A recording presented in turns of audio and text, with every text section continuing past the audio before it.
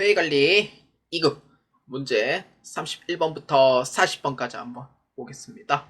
회의관리 2급 문제 31번입니다. 주식회사 3일에 시산표가 다음과 같을 경우 판관비는 얼마인가 입니다. 시산표는 이렇게 이제 금액이 이제 왼쪽 금액과 오른쪽 금액이 일치를 해야 돼요. 그래서 이게 학계장 시산표죠, 말 그대로.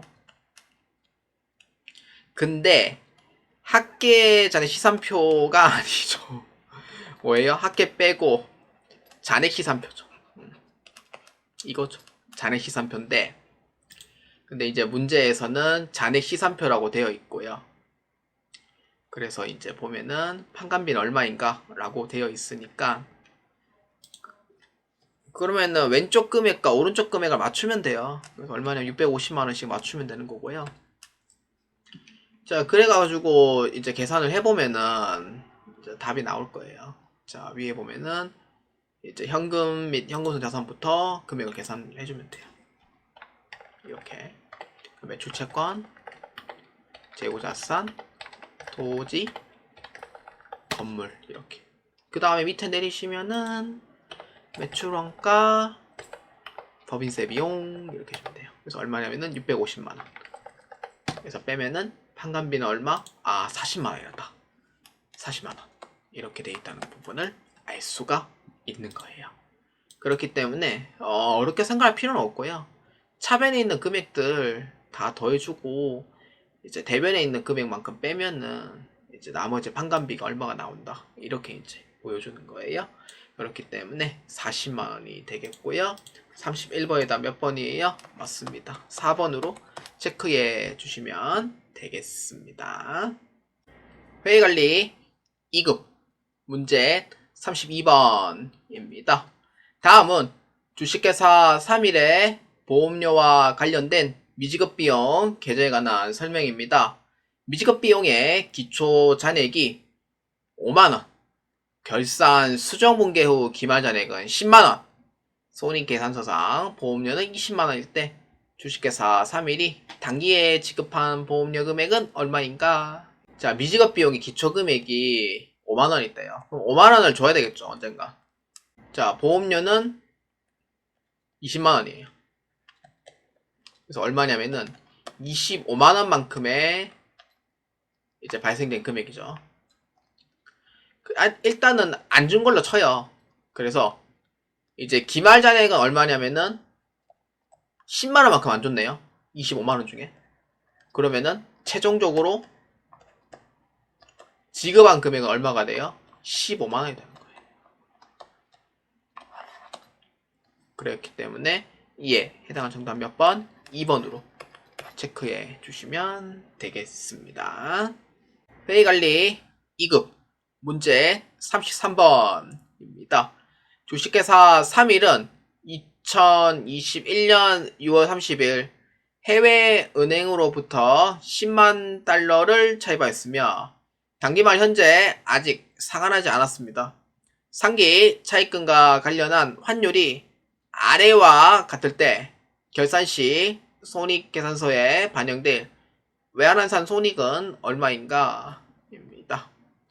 자, 은행으로부터 10만 달러를 차입했답니다. 그러면은 2021년도 6월 30일 차입 시 금액은 얼마인가? 계산하면 되죠. 그래서 얼마냐면은 10만 달러에 1020원이니까 1억 200만 원이 돼요.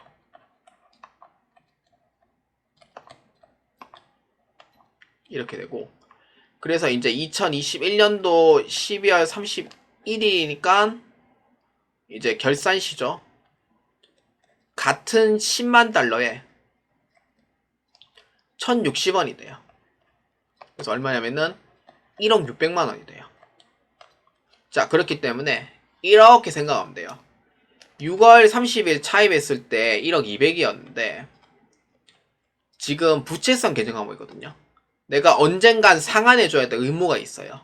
그래서 10월 31일자의 금액을 계산해보니까 얼마냐면은 1억 600까지 올라갔어요. 자, 1억 600까지 올라갔으니까 만약에 금액이 올라가면은 돈을 줘야 될 금액이 더 많아져요. 그러면 손실이 됩니다.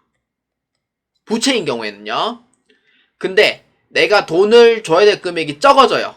그러면은 이익이 되는 거예요. 자, 그래서 6월 30일에 10만 달러 차입했어요. 12월 말자에 보니까 40원만큼 더 줘야 되는 상황이 되는 거예요. 자, 그러면 어떻게 돼요? 손실의 이익이에요. 차익만큼 손실이 되는 거죠. 돈을 더 줘야 되니까. 그렇기 때문에 뭘로 회계 처리하면 돼요? 외환 환산 손실로 회계 처리해 주시면 돼요. 그렇기 때문에 예! 해당하는 정답 몇 번? 33번의 답은 4번으로 체크해 주시면 되겠습니다. 회의관리 2급 문제 34번입니다. 다음 중 금융감독원 전자공시 시스템을 통해 입수할 수 있는 정보로 옳지 않은 것들입니다. 그래서 영어로 이제 DART 검색하시면 되고요. 사실 이제 상장기업에서 이제 투자할 때는 DART 보는 게 가장 좋아요. 입수할 수 있는 정보가 홈페이지에 다 있어요. 거기에 검색하면 나오고요. 거기 검색하면은 이렇게 나와요. 회계감사를 받은 공시된 재무제표, 사업보고서, 감사보고서 이렇게 나와요. 근데 기업 내부 경영전략보고서는요. 이거는 말 그대로 내부 보고인 거지 외부로 유출시키진 않아요. 그렇기 때문에 2번은 아니라는 거예요. 그래서 이에 옳지 않은 건 몇 번? 2번으로 체크해 주시면 되겠습니다. 회의관리 2급 문제 35번입니다. 다음에 신문기사에 괄호 안에 들어갈 감사 의견으로 옳은 것입니다. 자, 감사 의견입니다. 자, 볼까요? 이모 씨는 각종 계약서를 위조하는 등의 수법으로 A사의 당기 순손실 150억을 영원으로 둔갑시켰다. 이거는 뭐 2022년도, 23년도, 24년도 매차 나오는 문제죠. 하도 기억이 나요. 이거는 이게 어떤 내용이냐면은 150억 손실 났어요. 나가지고 영원으로 둔갑시키는 사건인데 이게 비슷한 얘기가 뭐가 있냐면은 그 직원이 돈을 횡령해 버렸어요. 그래서 막대한 금액이에요. 손실 금액 막대해요. 그래서 그거를 조작해가지고 영어로 바꿔버린 거예요. 뭐 이런 경우도 있었어요. 그래서 지금 이 문제는 계약서 위조예요. 계약서 위조이기 때문에 영어로 바꿔버려요. 그러니까 뭐 자회사라든지 모회사 이런 데에서 계약을 해가지고 돈을 받았는 것처럼 해서 영어로 그냥 싹 다 바꿔버려요. 이렇게 하면은 단기 순손실이 150억 나왔다고 해서 적정 의견이 안 나오는 건 아니에요. 적정 의견은 나올 수는 있어요. 근데 원래는 이제 어떻게 냐면은 의견 거절을 넣어야 되는 사항이 되거든요. 부적정 의견이라든지 의견 거절을 넣어야 되는데 단기 순손실 150억이 나면요. 대체로 의견 거절을 넣어야 되는 게 맞다고 봐요, 저는.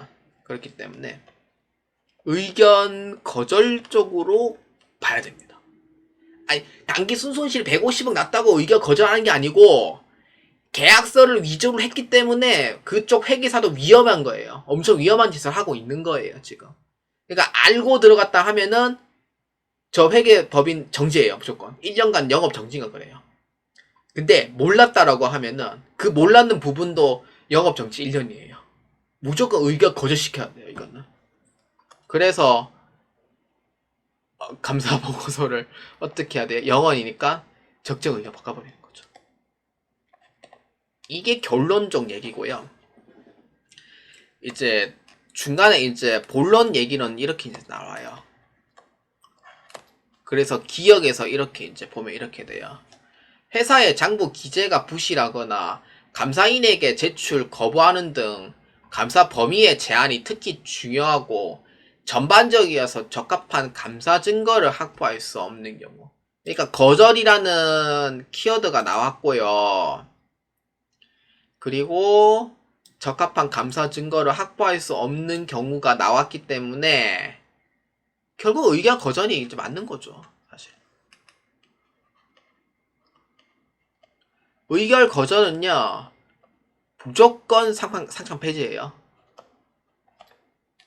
그래서 니은에서 이렇게 얘기해요. 재무제표가 기업 회계 기준의 중요성의 관점에서 적정, 이게 키워드죠. 적정하게 표시하고 있다면 판단했을 경우 표명이 된다. 그러니까 적정 의견인 거죠. 즉 의결 거절을 받아 상장 폐지하는 사유가 발생하는 A의 감사 의견이 적정 의견으로 바뀜에 따라 상장 폐지를 면할 수 있는 거예요. 그렇기 때문에 예, 해당하는 정답 몇 번? 1번으로 체크해 주시면 되겠습니다. 회의관리 2급 문제 36번입니다. 다음 자료를 이용하여 당자 비율과 유동 비율을 각각 계산하면 얼마인가? 입니다. 산식은 아시죠? 당자 비율 같은 경우에는 이제 현금의 가용 능력을 보여주는 거기 때문에 당자예금의 아니다. 당자 자산에서 유동 자산만큼 나눠주는 거예요. 그러니까 현금의 이제 가용 자금 그런 이제 상환 능력을 보는 거고 유동 비율은 회사의 이제 그 운영 능력을 보는 거죠. 그러니까 단기간 이내에 이제 또 그러한 또 운영 능력. 그래서 이거를 유동 자산에서 유동 부채만큼 나누는 거죠. 그래서 여러분들은 여기서 이제 알아야 되는 게 유동 자산하고 당자 자산을 구분할 줄 알아야 되는 동시에 그렇지 않은 거는 다 빼주셔야 돼요. 그래서 어떤 거 있냐? 여기 퇴직급여 충당부채, 사채, 그 다음에 건물, 영어권 다 빠지는 거죠. 이게 다 빠져야 돼요. 계산하기가 필요 없는 거는. 필요 없는 거 다 빼놓고 그 다음에 계산을 해보는 거예요. 그래서 이제 여기에 이제 유동부채는 이 금액이 되는 거죠. 그래서 얼마냐면은 100만 원이 돼요. 왼쪽 잘못 적었네. 유동부채인데. 예.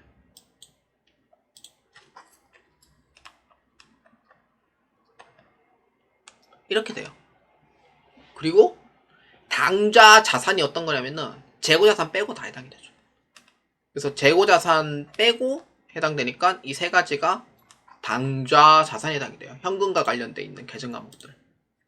그래서 얼마냐면은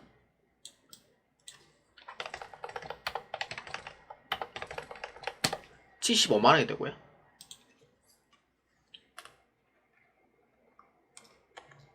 그 다음에 재고자산을 포함하면은 얼마냐면은 65만 원이니까 140만 원이요. 답 나왔죠? 자, 그러면 얼마예요? 75만 원에서 100만 원이니까 75%가 돼요. 그리고 유동자산에서 유동부채 나눠버리면은 140만 원에서 100만 원이니까 1.4가 되죠. 그러면 140%가 되는 거예요. 이렇게 돼요. 그러면은 당자 비율은 얼마냐면은 75%고 유동 비율은 얼마냐면은 140%가 된다는 거예요. 그렇기 때문에 36번이다 몇 번이에요? 4번으로 체크해 주시면 되겠습니다. 회의관리 2급 문제 37번입니다. 주식회사 3일에 2021년 1월 1일 매출 채권 잔액은 2천만 원이었고 2021년도 12월 말자 매출 채권 잔액은 2,500만 원입니다. 3일에 매출이 9천만 원이고 매출 원가는 6천만 원일 경우 매출 채권 회수 기간은 얼마인가? 입니다. 1년은 360일로 가정 기초 매출 채권과 기말 매출 채권의 평균 금액 기준으로 산정합니다. 산식은 한 것 같아요. 매출 채권 잔액은요. 매출액이 기준이 돼요. 매출액에서 평균 매출 채권 이렇게 나눠줘요. 이때 평균 매출 채권은요. 기초 금액과 기말 금액 나누기 2예요. 이렇게요. 이해되시죠? 그러면은 3일이 매출액이 얼마냐면은 9천만 원이 되는 거예요. 그럼 평균 매출 채권은 기초에 해당하는 금액이 얼마냐면 2천만 원이고 그 다음에 기말에 해당하는 금액이 얼마냐면은 2,500이 되는 거예요. 나누기 2로 잡으면 돼요. 그럼 5,500에 나누기 2니까 2,750만 원 되는 거죠. 그럼 이렇게 하면은 회전이 몇 바퀴 도는지가 나오는 거예요.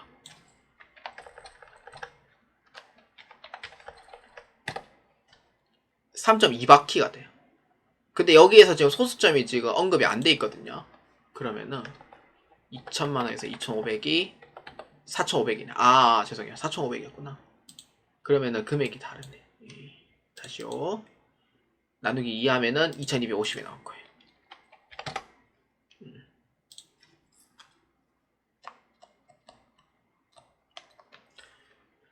자, 이렇게 해서 계산해 주면은 소수점 언급이 없거든요. 그러면은 내가 잘못됐다 생각하면 돼요. 얼마냐면은 4바퀴가 되는 거예요. 그러니까 매출채권 회전율이 4바퀴가 되는 거예요. 그러면은 회수기간은 어떻게 할 거냐? 회수기간은 1년에 360일로 가정을 해요. 그러면은 한 바퀴 돌 때마다 며칠인지 나오는 거예요. 그래서 이거를 이제 한 바퀴 노테이션 도는데 얼마냐면은 90일이 되는 거죠. 그렇기 때문에 정답 몇 번이에요? 1번이 되는 겁니다. 그렇기 때문에 90일 1번으로 체크해 주시면 되겠습니다. 회의관리 2급 문제 38번입니다. 다음 거래 중 부채 비율이 낮아지는 거래로 옳은 것입니다. 부채 비율이 낮아지는 거예요. 일단은 첫 번째는 부채 비율 산식을 먼저 아셔야 돼요. 부채 비율의 산식은 총 부채에서 총 자본이에요. 그러면은 부채 비율을 어떻게 낮출 거냐 라고 했을 때는 그 첫 번째가 총 부채를 내려야 되겠죠. 두 번째는 총 자본 금액을 올리면 돼요. 그러면은 부채 비율이 내려가요. 자, 그래서 옳은 걸 찾아봐요. 자, 볼까요? 외상매출금 어음을 해서 한 경우. 사실 이거는 부채에 대한 영향이 없죠. 그래서 1번은 아니고. 2번, 외상매입금 거래처로부터 채무 면제 받는 경우. 일단 외상매입금이 부채니까 내려가는 거죠. 그러면 부채 비율이 올라가야 내려가요? 부채 비율 내려가죠. 상환을 하면은 그만큼 부채 비율 내려가요. 그래서 2번은 맞는 거죠. 그 다음에 3번. 장기 차입금의 만기일이 결산일로부터 1년 이후로 연장되는 경우. 이거는 부채 비율이 올라가야 내려가요? 이건 부채 비율은 그대로죠. 불변이죠. 다시 연장되고 금액이 그대로면 이게 불변이죠. 그 다음 4번. 주주총회에서 이익잉여금을 현금 배당으로 처분할 것을 결의한 경우. 사실 이거는 이익잉여금 자체가 지금 현금 배당으로 하면은 자본의 규모가 내려가요. 그래서 부채비 올라가요. 아까 제가 얘기했죠. 총 자본이 올라가야 부채비를 내려간다고. 그렇기 때문에 4번도 해당되지 않는 거예요. 그래서 이 오는 거 몇 번? 2번으로 체크해 주시면 되겠습니다. 회의관리 2급 문제 39번입니다. 다음 자료에 의하여 단기의 매출액을 계산하면 얼마인가? 입니다. 단 영업의 수익은 없으며 매출 총이익률은 40%다. 자, 매출액은 역수로 올리면 돼요. 그래서 어렵진 않고요. 일단은 첫 번째는 매출액을 기준으로 봤을 때 매출원가를 빼주면은 매출 총이익이 나오죠. 그래서 매출 총이익에 대한 이제 비율로 봤을 때 40% 정도 차지하더라 이렇게 보면 돼요. 그 매출액은 얼마냐면은 기준이니까 100%로 보는 거고요. 매출원가는 이 사이에 빼면은 60%가 된다 이 뜻이 돼요. 그래서 이거를 먼저 첫 번째로 추측을 잡아놓고요. 두 번째는 이걸 역순으로 올리면은 영업이익이 얼마인지 나와요. 그래서 법인세 비용 차감전 순이익인데 영업의 비용을 빼서 이 금액이 나온 거고 판관비를 빼서 이제 영업이익이 얼마인지 나오는 거죠. 그래서 이거를 역으로 올리면은 마이너스를 어떻게 해주면 돼요? 플러스로 올려주면 돼요.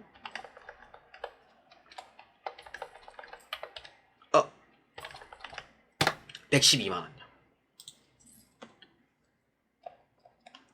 자, 이때 영업의 수익도 없고요. 영업이익이란다. 잘못했네. 이건 이제 매출 총이익이죠. 아이고, 제가 너무 실수를 했어요, 오늘.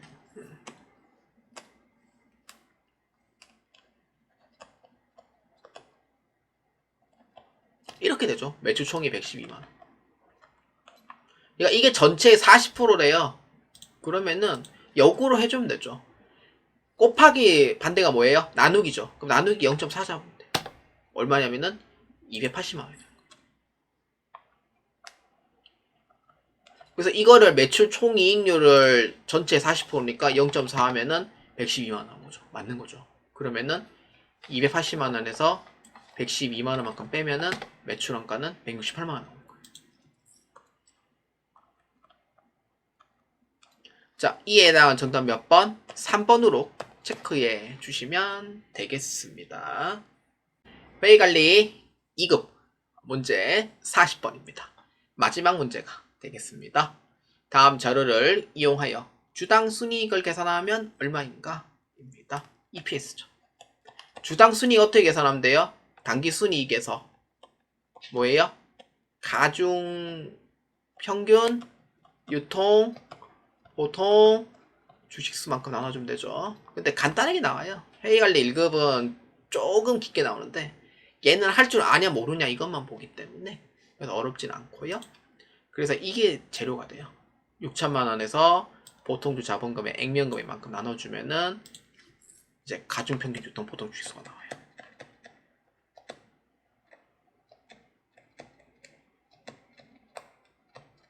우선주 포함은 안 돼요. 그래서 보통주만 해당이 되고요.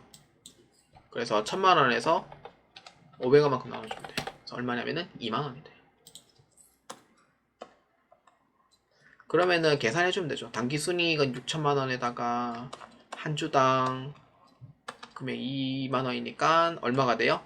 3천원에 대한 이익이 되는 거죠. 그렇기 때문에 이에 해당하는 정답 몇 번? 40번의 답은 3번으로 체크해 주시면 되겠습니다. 자, 여러분, 모든 문제풀이 및 해설이 다 끝났습니다. 촬영 일자는 10월 6일이고요. 이제 8회차까지 모두 업로드를 진행을 할 거예요. 여러분들께서 이제 회의관리 2급 5에서부터 8회차까지 기다려주신 분들 매우 감사하게 생각하고 있고요. 문제는 어렵지 않았어요. 충분히 할 수 있는 문제였고요. 뒤로 가면 갈수록 문제가 좀 쉬워지는 느낌이 들어요. 그래서 여러분들께서도 충분히 공부하면 합격할 수 있다라고 말씀해 드리고 싶습니다. 자, 여러분들 기출문제만 푼다고 그게 합격이 되지 않습니다. 기출문제를 보면서 내가 틀린 부분에 대한 그러한 부분을 꼭 보충을 하시고요. 그리고 틀리지 않게 조금 더 신경을 써주시면 좋겠고요. 근데 요새 이제 준비하시는 분들 보면은 무조건 빨리 합격해야 한다. 후기만 보고 2주면 합격한다. 3주면 합격한다. 그런 얘기들이 이제 접하다 보니까 너무 기출문제만 풀려고 하고 뭔가 알려고 하고 있지는 않아요. 저는 그게 조금 안타깝습니다. 솔직히 회계를 한다고 하면은 이게 이제 하나하나씩 알아가는 그러한 부분이 중요하고요. 무조건 자격증만 빨리 딴다고 해서 그런 장땡은 아니에요. 여러분들이 이 자격증만 딸 건 아니기 때문에 그런 거죠. 그렇기 때문에 기초에 대한 뼈대를 꼭 확실히 잡으시고 그 다음에 기출 문제 연습을 꼭 해보시는 것을 추천드리는 바입니다. 여러분들의 합격을 기원합니다. 저는 여러분들께서 많은 분들이 합격을 했다고 저는 믿고 있습니다. 제 영상을 보고 제 영상 풀이를 보고 합격했다고 저는 믿고 있어요. 그렇기 때문에 이번 2024년도 남은 회차 2회차 남았습니다. 7회차하고 8회차 꼭 합격을 해서 여러분들께서 꼭 목표를 이루시길 바랍니다. 네, 매우 감사합니다.